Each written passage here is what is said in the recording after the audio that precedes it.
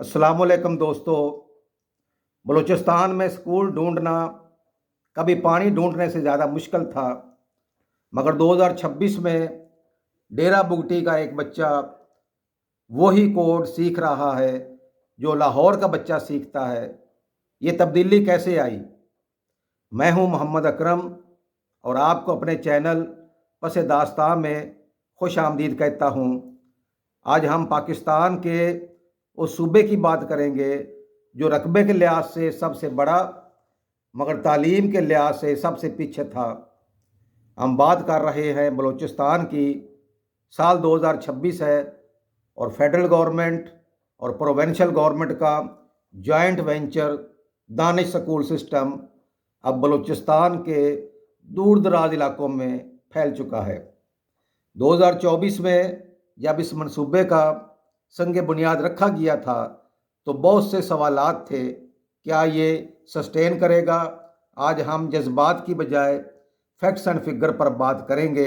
हम देखेंगे कि 2026 में कितने कैंपसेस एक्टिव हैं, कितने हज़ार बच्चे मुफ्त पढ़ रहे हैं और क्या वाकई इस प्रोजेक्ट ने बलूचिस्तान के लिटरेसी रेट ग्राफ में कोई हलचल मचाई है। तालीमी एमरजेंसी और स्टार्ट इस प्रोजेक्ट की अहमियत समझने के लिए 3 साल पीछे जाना ज़रूरी है। 2023-24 में बलूचिस्तान में आउट ऑफ स्कूल बच्चों की तादाद 60% से ज़्यादा थी, यानी हर 10 में से 6 बच्चे स्कूल नहीं जाते थे। बलूचिस्तान की आबादी बिखरी हुई है। एक स्कूल बनाना काफ़ी नहीं था क्योंकि अगला हदफ 50 किलोमीटर दूर था। इसलिए दानिश स्कूल अथॉरिटी ने बोर्डिंग स्कूल मॉडल अपनाया। 2026 में ये स्कूल सिर्फ पढ़ा नहीं रहे बल्कि बच्चों को रहना, खाना और कपड़े भी दे रहा है। 2026 में प्राइम मिनिस्टर ने 12 दानिश स्कूल्स का ऐलान किया था। आज 2026 में यह तादाद बढ़कर 12 कैंपसेस तक पहुंच चुकी है जो फुल्ली ऑपरेशनल है। ये कोई मामूली सरकारी स्कूल नहीं है। इनका कंपैरिजन प्राइवेट ग्रामर स्कूल से होता है। 2024 से 2026 तक फेडरल और प्रोविंशियल बजट से इस प्रोजेक्ट पर कुल लागत 55 बिलियन की है।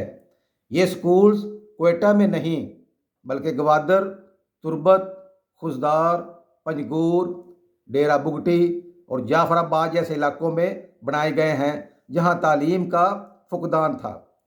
हर कैंपस 50 एकड़ पर फैला हुआ है। हर स्कूल में 3 कंप्यूटर लैब्स हैं जो high speed star link fibre internet से कनेक्टेड है। बलूचिस्तान में बिजली का मसला है, इसलिए 100% स्कूल सोलर एनर्जी पर चल रहे हैं। हर कैंपस 200 किलोवाट का सोलर प्लांट रखता है। स्टूडेंट्स और क्वालिटी एजुकेशन। अब आते हैं असल आउटपुट पर। पैसा तो लगा मगर बच्चा क्या सीख रहा है? तो 2026 के ताज़ा तरीन डेटा के मुताबिक बलूचिस्तान के दानिश स्कूल्स में 12,000 स्टूडेंट्स ज़ेर तालीम हैं। ये स्कूल्स सिफारिश पर नहीं चलते। इन 12,000 बच्चों में से 100% वो हैं जिनके वालिदैन की माहाना आमदनी 30,000 से कम है या वो बच्चे यतीम हैं। तो 2026 का पहला रोबोटिक्स कंपटीशन दानिश स्कूल ने जीता। ये वो बच्चे हैं जिन्होंने पहली बार लैपटॉप 2 साल पहले देखा था। क्वालिटी इंश्योर करने के लिए यहाँ टीचर्स की तनख्वाह आम सरकारी टीचर से 300% ज़्यादा है, मगर शर्त ये है कि उन्हें कैंपस पर ही रहना पड़ता है। Girls education impact. बलूचिस्तान में लड़कियों की तालीम सबसे बड़ा चैलेंज था। सकाफती अक़दार यानी कल्चरल वैल्यूज़ को मद्देनज़र रखते हुए गर्ल्स कैंपसेस मुकम्मल तौर पर अलग हैं और वहाँ स्टाफ भी 100% ख़वातीन हैं। 2026 में दानिश स्कूल्स में 45% इनरोलमेंट लड़कियों की है। जो लड़कियां बोर्डिंग में नहीं रहती उनके लिए पिंक बसेस चलाई गई हैं जो उन्हें 40 किलोमीटर दूर से भी पिक करती हैं।